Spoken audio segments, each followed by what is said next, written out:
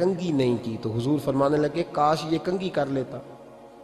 نفاست پسند آدمی پہ نا بوجھ بنتا ہے۔ جو آدمی، آپ کو پتہ ہے کہ امام شافعی تو فرماتے ہیں جمعے والے دن غسل کرنا واجب ہے، ماتے غسل نہ کرے تو جمعہ ہی نہیں ہوگا۔ اگرچہ ہمارے امام صاحب کے نزدیک سنت ہے۔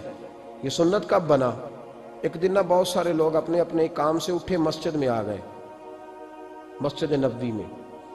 کوئی کسان تھا تو کھیت سے اٹھ کے آ گیا، کوئی مزدور تھا تو مزدوری سے اٹھ کے آ گیا۔ تو مسجد میں جب بہت سارے لوگ جمع ہوئے نا تو بعض لوگوں کو دقت محسوس ہوئی، تو رسول کریم علیہ السلام نے فرمایا کتنا ہی اچھا ہو کہ تم جمعے والے دن نہا کے آیا کرو۔ بس وہ صحابہ کا مزاج ہمارے والا نہیں تھا کہ تفصیل بتائیں، حکمت بتائیں، ملے گا کیا، ثواب کتنا، نہ نہائیں تو گناہ، یہ کوئی نہیں۔ حضور نے کہا کہ نہا کے آؤ تو کتنا ہی اچھا ہے۔ پھر کسی صحابی نے کبھی بھی بغیر غسل کیے جمعہ ادا ہی نہیں کیا۔ کسی نے بغیر غسل کے کبھی جمعہ ادا ہی نہیں کیا نا۔ اسلام بڑا خوبصورت دین ہے۔ حضور نے فرمایا جو کچا پیاز کھائے وہ مسجد نہ آئے، پہلے مسواک کرے، دانت صاف کرے، پھر آئے۔ نبی پاک صلی اللہ علیہ وسلم نے فرمایا جو کچی مولی کھائے مسجد نہ آئے۔ مولی کھانا جائز ہے، پیاز کھانا جائز ہے، لیکن منہ سے بدبو آتی ہے۔ نبی پاک علیہ السلام کا ظاہری حسن کیا بات ہے۔ میلاد مبارکہ میں نبی پاک علیہ السلام کی جو چیز بڑی کھل کے واضح آتی ہوتی ہے وہ رسول اللہ کا حسن و جمال ہے۔ آپ کی والدہ سیدہ طیبہ طاہرہ حضرت سیدہ آمنہ رضی اللہ تعالیٰ، اماں جی کہتی ہیں کہ میرے محبوب جب میرے بطن اقدس میں آئے تو جو تکالیف عورتوں کو ہوتی ہے مجھے ان میں سے کوئی تکلیف بھی نہیں ہوئی، اور اماں جی کہتی ہے مجھے کبھی کوئی ثقل، کوئی بوجھ محسوس نہیں ہوا، اور فرماتی ہیں کہ جو ولادت کے وقت لوگوں کو، عورتوں کو تکلیف ہوتی ہے مجھے وہ بھی نہیں ہوئی، اور فرماتی ہیں کہ نبی کریم علیہ السلام پیدا ہوئے تو ہمیں حضور علیہ السلام کی ناف کو کاٹنا نہیں پڑا، ناف بریدہ پیدا ہوئے، ختنہ شدہ پیدا ہوئے۔ آپ کو پتہ ہے عورتیں غسل دیتی ہیں بچے کو پیدا ہونے کے بعد، لیکن میرے محبوب نے سجدہ ہی کر لیا پیدا ہوتے ہی، امتی امتی کہتے ہوئے پیدا ہوئے۔ حق نے فرمایا کہ بخشا الصلاۃ والسلام، اور پہلے سجدے پر روز ازل سے درود۔ میرے امام فاضل بریلوی کا جو انداز تکلم ہے نا اس کی بھی حد ہی کوئی نہیں، کوئی حد ہی نہیں، کہاں تک ان کی محبت جاتی۔ کہنے لگے پہلے سجدے پہ روز ازل سے درود، یادگاری یہ امت پہ لاکھوں سلام، یادگاری یہ امت پہ لاکھوں سلام۔ بتائیے بغیر وضو کے، بغیر غسل کے سجدہ ہو جاتا ہے؟ تو حضور نے سجدہ کر کے بتایا کہ اللہ نے مجھے پاک صاف پیدا کیا ہے۔ نبی پاک صلی اللہ علیہ وسلم کی والدہ نے جب یہ باتیں ارشاد فرمائیں تو لوگوں نے پوچھا ان سے کہ اماں جی پھر آپ ایک جملے میں بتائیں کہ ماجرا سارا کیا تھا، آخر ایک ولادت تو ہوئی نا، آپ کے وجود اطہر سے ایک بچہ تو نکلا، تو یہ کیا تھا؟ تو سیدہ آمنہ فرمانے لگی خارج منی نور، بس میرے وجود سے ایک نور نکلا ہے، بس میرے وجود سے ایک، اور روشنی آتی جاتی ہے تو کسی کو تکلیف نہیں دیتی، ایک نور نکلا۔ میرے رسول کریم علیہ السلام کو ظاہری حسن بھی کمال دیا، اور پھر حضور کی نفاست پسندی، صفائی پسندی۔ نبی پاک جب بات کرتے تھے نا تو حضور کے دانتوں سے نور نکلتا، اس کے باوجود حضور ہر وضو کے لیے مسواک کرتے۔ میں نے ہر نماز کے لیے نہیں کہا، میں اپنے لفظوں کا ذمہ دار ہوں۔ کس کے لیے بولیں آپ حضرات؟ ہر وضو کے لیے، یعنی اگر نبی پاک نے وضو نماز کے لیے کیا تب بھی مسواک کی، اور اگر قرآن شریف کی تلاوت کے لیے کیا تو پھر بھی مسواک کی، کسی اور موقع کے لیے وضو فرمایا تو پھر بھی مسواک کی۔ اور سیدہ عائشہ فرماتی ہے جب بھی حضور گھر سے نکلنے لگتے پہلے مسواک فرماتے۔ حالانکہ رسول پاک کے دندان اقدس تو نور والے تھے، ضرورت ہی نہیں تھی، ہماری تعلیم کے لیے نفاست پسندی۔ ایک بات میں نے شروع کرنی ہے پر آپ نے ناراض نہیں ہونا، پہلے وعدہ کر لیں،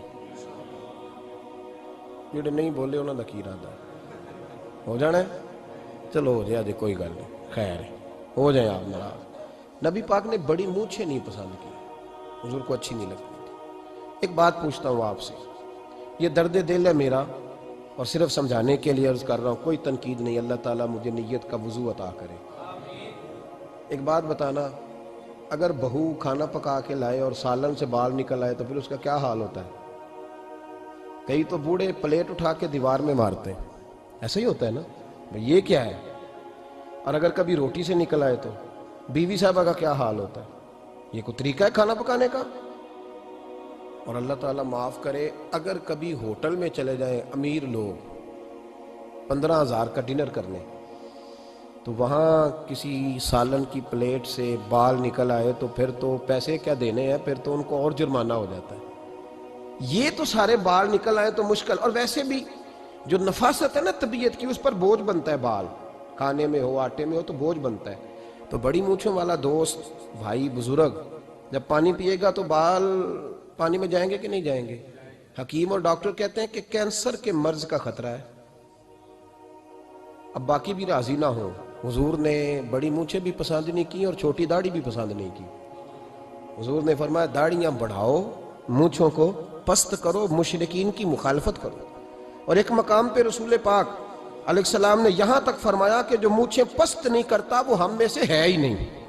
اتنے سخت لفظ۔ ایک صحابی تھے، آپ یقین کریں نا، کئی دفعہ دوستوں کو کہنا پڑتا ہے، اور کئی دفعہ نا مجھے محسوس ہوتا ہے کہ یار ہم روز ہی کہتے ہیں، لیکن کہتے پتہ کیوں ہے کہ بوجھ بنتا ہے وہ بندہ جو اس طرح کی تباہ کے ساتھ آتا ہے، جو حضور نے پسند نہیں کیا۔ ایک شخص نبی پاک کے سامنے آیا، قاضی عبدالدائم دائم صاحب نے لکھا ہے، بڑی خوبصورت بات لکھی ہے، کہنے لگے حضور کے سامنے وہ اکثر آیا کرتا تھا تو مونچھیں بڑی تھی، حالانکہ داڑھی بھی بڑی تھی، مونچھیں بھی بڑی تھی۔ 2-4 دفعہ حضور نے باتوں باتوں میں تات اللفظ سمجھایا۔ کچھ بندے نہیں سمجھتے، تات اللفظ سمجھاؤ یا بڑا کھول کھول کے سمجھاؤ پر بات سمجھنے کو تیار نہیں ہوتے۔ پتہ نہیں کیا ایسا حسن ہے بھئی، جو حسن نبی پاک نے پسند نہیں کیا وہ کبھی حسن ہو سکتا ہے، کبھی خوبصورتی ہو سکتی ہے، وہ کسی کا ذاتی کلچر تو ہو سکتا ہے پر دین کی تہذیب نہیں۔ نبی کریم علیہ السلام نے کئی دفعہ سمجھایا تو ان کی سمجھ میں بات نہ آئی۔ ایک دن وہ بیٹھے ہوئے تو حضور نے ایک صحابی سے فرمایا کینچی لاؤ۔ کہنے لگے میں سمجھ گیا کہ میرے ساتھ کچھ ہونے لگا ہے۔ ساتھ ہی حضور نے فرمایا ایک مسواک بھی لانا۔ کہنے لگے میں نے کہا بچت ہو گئی، میرے تو دانت صاف ہے۔ تو یہ شاید اس کی بات ہونے لگی ہے جس کے دانت بھی ٹھیک نہیں۔ دونوں چیزیں جب آ گئی نا تو حضور اٹھے اور نبی پاک نے مسواک ان کے ہونٹوں پہ رکھی، اسی سے آبی کی ہونٹوں کے اوپر مسواک رکھ کے تو اوپر سے حضور نے منہ کاٹ لی۔ فرمایا یہ نہ ایسا کرو، یہ چیز مجھے پسند نہیں ہے۔ حضور نے نفاست پسندی کو۔ اب تو اللہ تعالیٰ خیر کرے، ملانگا آ گئے مارکیٹ میں، ملنگ درویشی فقیری، ان کے پاس رش بھی زیادہ ہے، ان کے درباروں پہ بھی رش زیادہ ہے۔ جی کہتے ہیں حضرت صاحب درویش آدمی ہے۔ بھئی روٹی تو پورے ٹائم پہ کھاتا ہے، مونچھیں کٹوانے میں ہی درویش ہو گیا ہے، نہ بال کٹواتا ہے نہ مونچھیں کٹواتا ہے۔ یہ گرو نانک کی تعلیمات ہیں، یہ نبی پاک کی تعلیم نہیں۔ وجود کا کوئی بال نہ کٹوانا یہ سکھوں کا طریقہ ہے، مسلمانوں کا یہ انداز، یہ کدھر کی فقیری ہے؟ دین کوئی غلاظتوں والا معاذ اللہ کہ بابا کپڑے نہیں بدلتا، بابا غسل نہیں کرتا، بابا بال نہیں کٹواتا۔ بابا ہے پاگل ہے؟ قطعی طور پر کوئی فقیری نہیں، فقیری صرف وہ ہے جو میرے نبی نے کیا ہے۔